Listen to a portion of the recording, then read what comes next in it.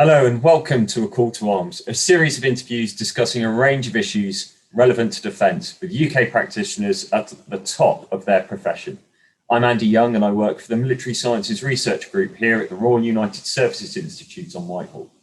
Each month, I will host an interview with a senior leader from within the UK Armed Forces, exploring the issues that face defence today and tomorrow, giving you the inside story on how the military orientates itself to face future challenges.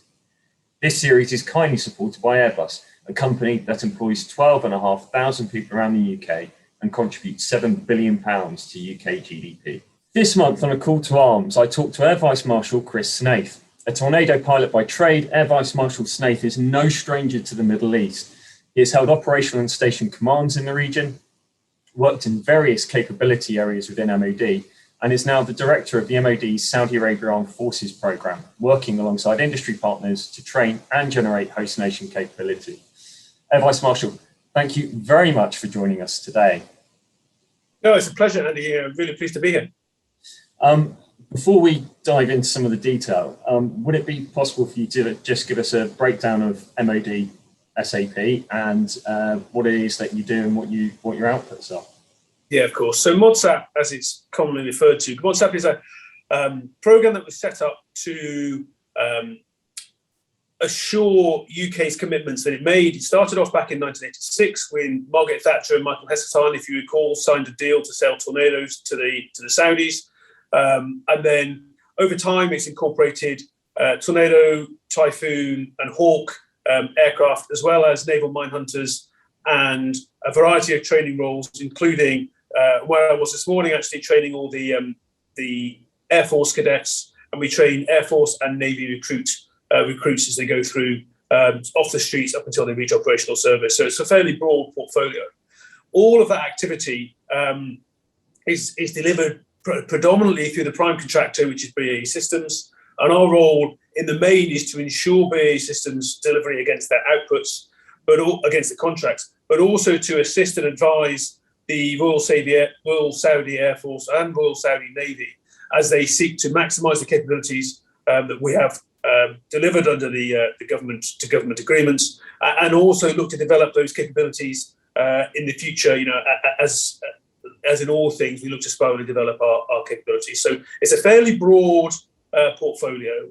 To do that, we've got about 200 or so people split in 14 sites around the Kingdom of Saudi Arabia and in the UK, as we look from the manufacture delivery side of stuff in predominantly in the northwest, but also down in Portsmouth with the Navy, and then a large portion of our people are clearly in Saudi Arabia looking at program delivery, plus a headquarters function sat in Riyadh. Is that broad enough? I can expand on that should you wish. No, I think many of those points will come out. Any further will come out as we carry on. But it's a really interesting position to be in, I think, because you are at that intersection of diplomacy, foreign office diplomacy, defence diplomacy, and then industry as a partner, and bringing all of that together, which I think is really something that we need to develop and become better at in many respects. What do you see as the value of the relationship with the Kingdom of Saudi Arabia in terms of finance, equipment, political? How do you see yourself delivering on that? Oh man, I could talk about this for hours, so I'm warning you now. It's a fascinating place, and made more complicated by the polarization of views that people have about the Kingdom of Saudi Arabia for a whole load of well-documented political reasons. And you know, there are a range of views, and it's interesting. The country itself is almost impossible to pigeonhole, and for those who haven't come to Kingdom, when you sit in the UK in particular, you have a view about what Saudi Arabia may be like. And when you arrive here, whatever view you have, it is not the view that you have when you leave. And trying to understand the complex nature of society out here in itself is valuable, because you begin to understand the psyche of the people in the region. And the region itself, of course, is incredibly complex and has been for decades. Really, I was reading a book, or in the middle of reading a book at the moment, which is all about the Sykes-Picot line when it was devised, at the turn of the last century, and how that played through into the First World War, all the rest of it. And you realise that the problems that the Middle East face today are still the problems that they had back at the turn of the last century, and you can wind it back even further, and nothing really changes. But what you get from all of that history is that the region is, I wouldn't say eternally unstable, because that might be doing the future a disservice, but it's certainly unstable and is likely to be unstable for a while. Therefore, having a presence within the region of the size and access that MODSAP gives us is really important. If you look at the size of the economy of Saudi Arabia, it is the same size as all the rest of the Gulf economies put together. And the population is slightly less, but it's almost the same size as all the populations of the Gulf countries put together. And then you add on to that the fact that Saudi is the seat of the GCC, the Gulf Cooperation Council. It's also the seat of the Organization for Islamic Cooperation, and it's also clearly the custodians of the two holy mosques. So in terms of its regional and religious significance, and therefore reach across parts of the world which perhaps we might not have the closest of links with, it's really important. You add on to that the scale from a purely defence industrial perspective, the size of the defence budget, the fact that Saudi is responsible, if that's the right word, for about 48% or so of UK defence exports. It becomes a really important market. And the size of their Tornado fleet, Typhoon fleet, the joint development that we do with them on capability allows us to maintain our indigenous defence capability, certainly in the combat air sector, which as we go forward now, looking at as we develop Typhoon and then move into FCAS or whatever FCAS may be, Future Combat Air System, may end up being, the breadth that Saudi Arabia gives us in terms of ability to support our own industry also becomes really important. So for a bunch of geostrategic reasons in terms of its location, the unstable nature of the region, the fact it's just across the border from Iran, with all the political tensions that brings, the fact that economically we have it's a really big player, and from a defence industrial side of economics, it's a really big player, means that the relationship is really valuable. But it's probably slightly broader than that if you look in a social context, and I'm sure we'll touch on it as we go through, and you look at the pace of change of society in Saudi Arabia. You look at their ambition through Vision 2030, which I'll expand upon, no doubt, in a question later, and how that maps against global Britain and what we are looking to do around the world as we step out of Brexit, we step into this kind of brave new world. There's a lot of parallels in there, and it's very easy for all of us to form judgments and throw stones and criticise. But actually, it's much more powerful if we're kind of a critical friend with people, and therefore can influence changes and decisions from the inside rather than just being critical. Because especially in this part of the world, it's all about relationships, and if you have no relationships, you will be ignored. So you look at the pace of change of women and women's rights. You look at the amount of education. There's 15,000 Saudi students which are being educated in the UK.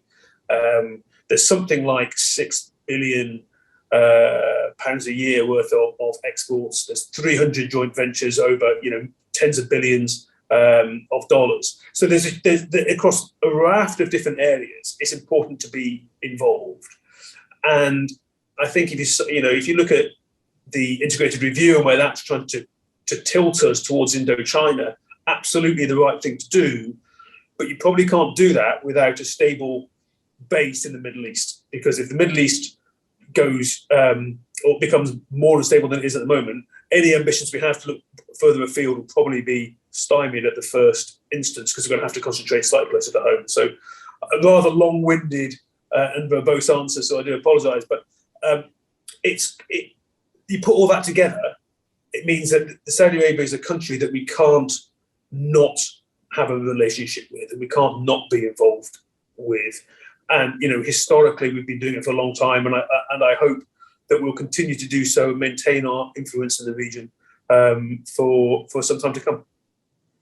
It's really interesting, pretty much everything you just said that, because there's so much we can pick up on that. The idea of the Middle East being a shatter belt, as it was put to me by George Joffe, the idea of trade and diplomacy as civilized and civilizing acts, as stated by Palmerston, and then thinking about, a century ago when we were talking about, again, tilting, particularly the Navy, tilting to the Indo-Pacific, and we left the Mediterranean almost unguarded, and the Near East almost unguarded, and the impacts that had. So there's a lot there that we can unpack.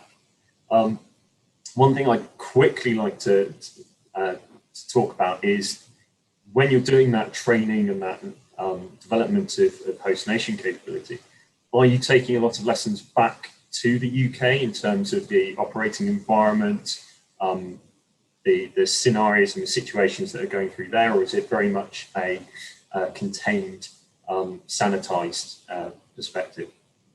So I think you can probably attack that in a couple of ways. I think, it would be incredibly arrogant of us to assume that we've got nothing to learn from the Saudis, because that is not the case. But I think in our slightly arrogant Western way, that's probably how the relationship began, with us giving them training and they can learn from us. And I think as we've progressed over time, and whatever your views on the Yemen conflict, for example, what is undeniable is that the Saudis have gained a lot of combat experience from that.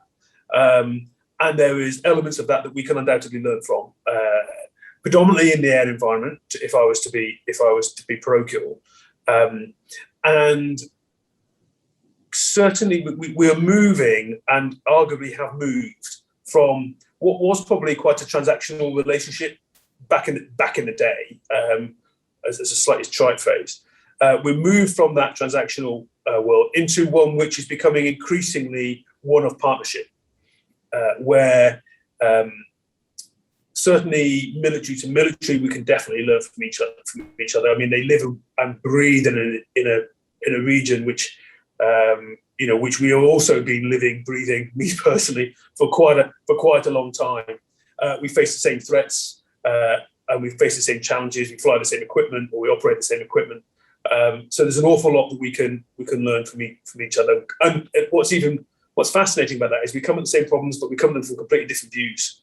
And so by doing that, you get, you challenge your own thinking, you challenge your own mind, and you can come up with different solutions to the problems, which has been fascinating. I first flew here in 2004. We brought some aircraft over from the UK. We did exercise with the Saudis there. And what's quite interesting is I was quite a junior flight lieutenant at the time. And I met a junior captain. The junior captain is now the Chief of Air Force Operations over here. And I flew with him on a number of occasions since. So you can see as you build those links early on in your career potentially, and then you keep on meeting these same people, and ultimately they are one of our key allies. So if we go into a war at some point, like we did in '91, for example, flying with the Saudis, you'll find that that you've built those things before, and then you're talking the same language, you're operating in the same way, and that's got to be a good thing. That's really fascinating in itself when you think about IOPC and how we're aiming to go forward in the future. I'm not going to go down that rabbit hole today. No, because we could be here all day. But that thing about persistent engagement, which is kind of what you're touching on a little bit, is important. And we look at this year or this cycle. I think it's in March next year. Actually, we've got the Saudis coming over to fly in exercise Cobra Warrior in March, bringing some Typhoons over, and definitely from there that we will be learning from them. Definitely. Equally, there's been a series of exercises where we come into Kingdom and learn. So it's a two-way street, and will become increasingly more so. Not just in the defence in the military to military sphere, but there'll be more in terms of technology transfer and industrial capability transfer as we collectively build our military industrial base. Wow.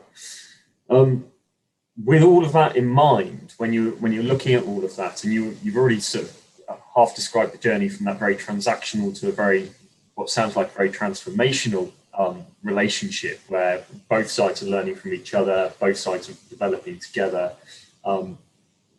Are you seeing a shift in this relationship then, with the ambition for the Middle East to be self-securing by 2030?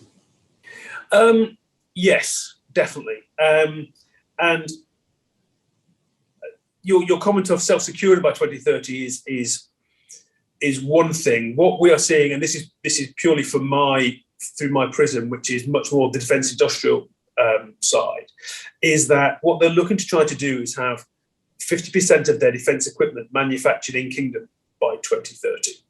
Now, from a country which the first aircraft that they have ever manufactured is the Hawk, very basic, training aircraft, which are currently rolling off the in Kingdom final assembly in Dhahran. But they want to go from being able to do a Hawk, which is, and they do it really well. So I'm by no means decrying what they're doing, but it's a significant leap to go from building Hawk to building whatever Tempest may be in 2030. So there's a lot that the scale of their ambition to get to be producing 50% of your own equipment. At the moment, they produce in Kingdom 5%. So it's a huge change. And to do that requires a huge industrial investment. So what we are seeing is a shift in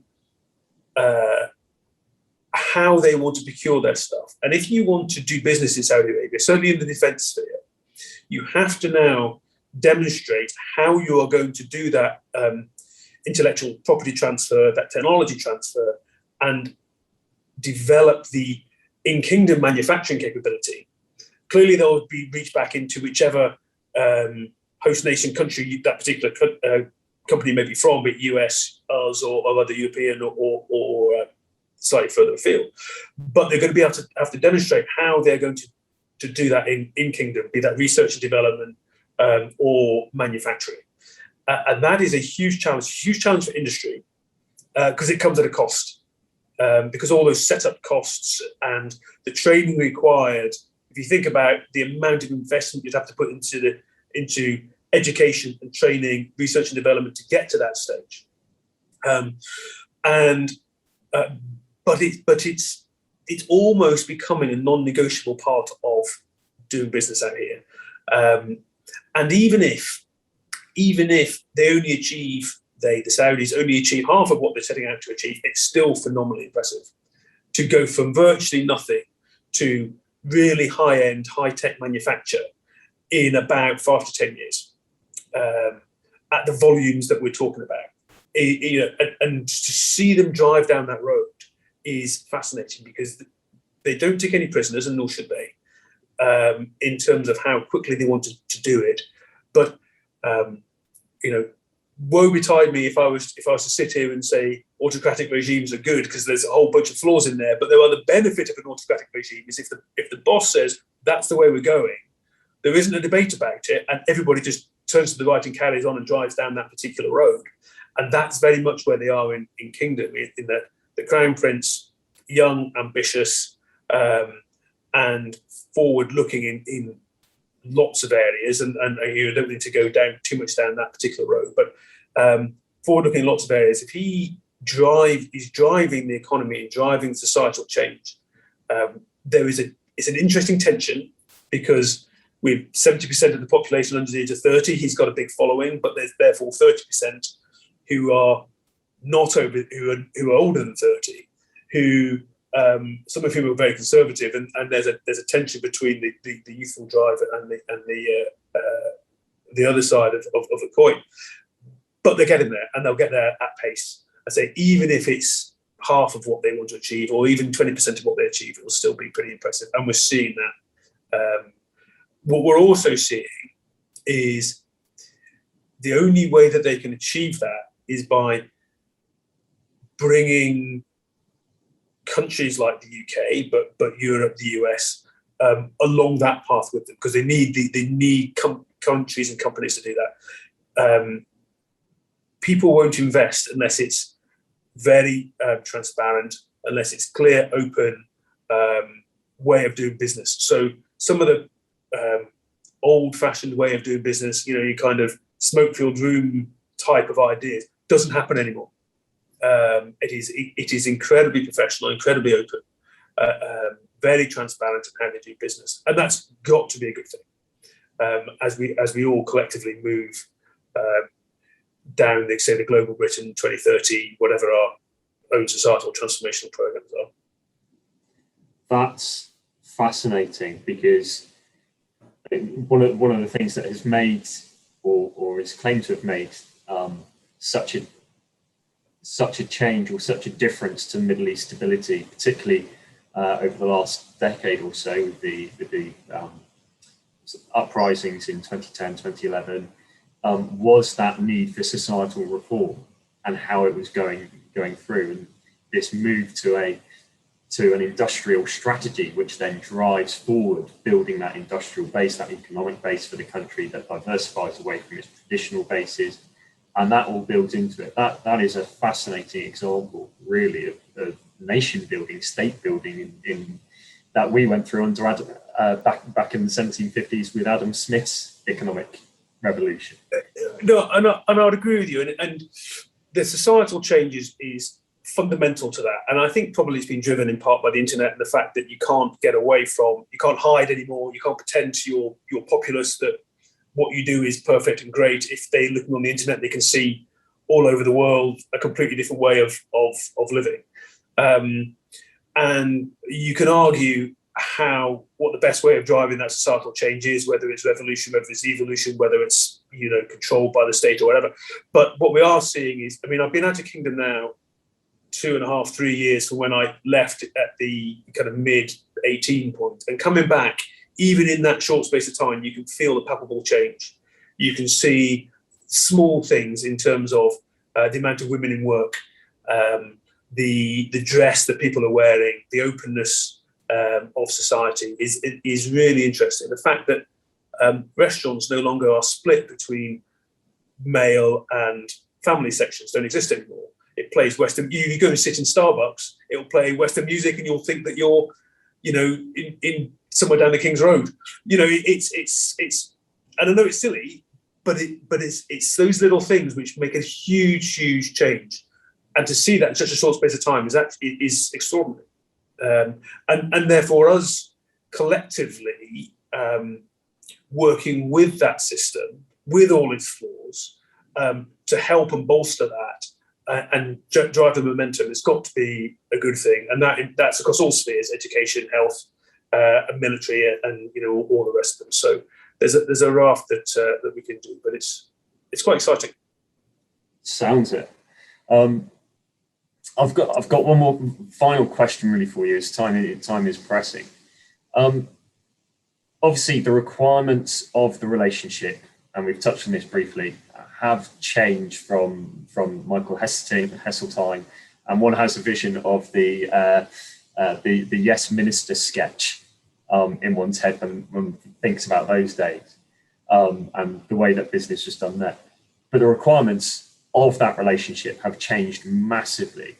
How have those changes, or are those changes coming through to the fore now with the more diverse threats that the region faces?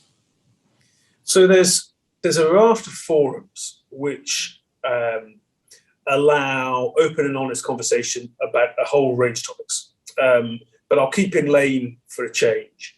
In our world, there's a military cooperation council, which is co-chaired by the Chief of Defence Staff, so General Carter, and the Chief of Staff of the Saudi Armed Forces, which is an Air Force General, General Rawaley. And they met in the first week of July, and it's an annual thing, and talked about a range of issues. And unsurprisingly, because we live and operate in the same part of the world in the main, and our threats are the same, there's conversations about counter UAV, for example. How do we work together in cyber? How do we work together in space? What can we do in the land environment, and so on? And clearly, as part of that. So that's purely a military to military cooperation exercising together. How do we develop capability? There's a sister committee which is called the Industrial Cooperation Committee, and that's co-chaired by Lord Grimstone, Minister for Investment, and the chair of the there's a body called GAMI, which is a defence industrial trade organisation, and what that's looking at is how can we better cooperate in the defence industrial sphere, driving towards what we spoke about before, which was the kind of 50% of indigenous manufacture, and it's really looking at how does UK industry meet the Saudi need across a range of fields. Those two subcommittees support the Strategic Partnership Council, which is between the Crown Prince Mohammed bin Salman and Prime Minister, which is due to take place end of September, October sort of time. Again, that's an annual, supposed to be an annual thing. All this has been slightly put on pause because of COVID, but that drives the strategic drumbeat about what we as a UK PLC, if you like, look to do.